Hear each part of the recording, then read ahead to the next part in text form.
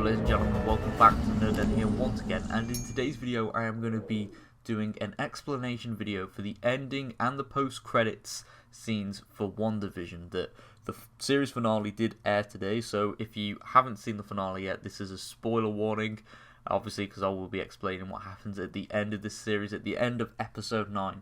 So with that being said, let's get into the video. So at the end of the series, we have a huge action sequence with Vision versus the new Vision, and we also have Wanda versus Agatha Harkness. That was very interesting.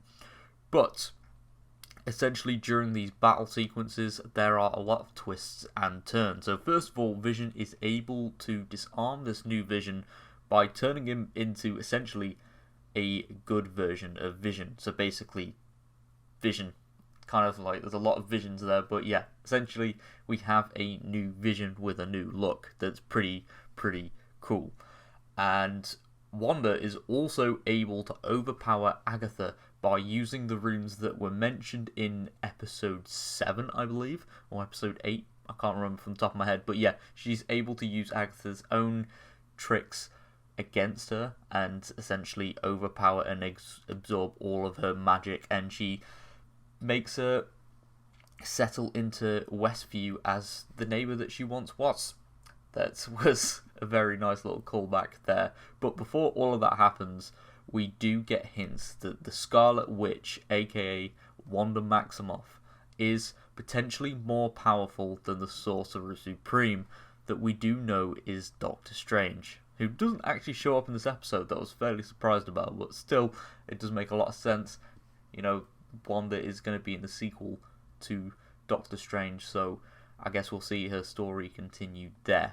Now, with Wanda essentially, you know, stopping Agatha, and obviously Sword, or the evil part of Sword, have been successfully stopped, Wanda now has to essentially turn her attention to destroying this fake reality she has created, and that means she has to say goodbye to her children, Billy and Tommy, as well as Vision, who all can't unfortunately live outside of the Hex. So once the children are put to sleep, Wanda and Vision say their goodbyes for the last time as the fake reality breaks apart.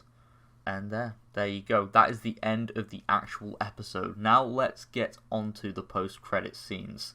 So in the first one, we see Monica meet up with one of the Skrulls from the original Captain Marvel film, and we do learn that she is requested to go into space. That essentially sets up Captain Marvel 2, that I do believe airs either next year or the year after, so not that long to go until Captain Marvel 2, and we'll get again get a follow-up on Monica's story, as we do get to see some of her powers in the final battle. So I do believe she's now called Photon. That's pretty interesting, and yeah, I can't wait to see her character develop. Now, in the next post-credit scene, Wanda is essentially living a quiet life that can be compared to Thanos at the end of, at the beginning of Avengers Endgame, after he snaps his fingers and moves to like a farm. But essentially, yeah, Wanda is living in a remote cottage in the mountains.